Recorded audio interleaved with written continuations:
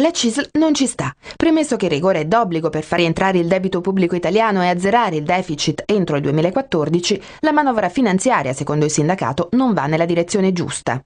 Come fa questa politica, come fanno questi politici, questi amministratori a essere credibili, chiedendo anche rigore e sacrifici a chi vive in questo paese, se poi loro per primi non danno il buon esempio?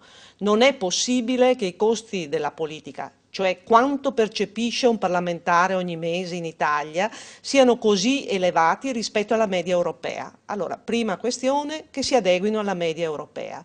Sono troppi gli sperperi, sono troppi gli sprechi e quindi, seconda questione, che si intervenga per ridurre sprechi e sperperi.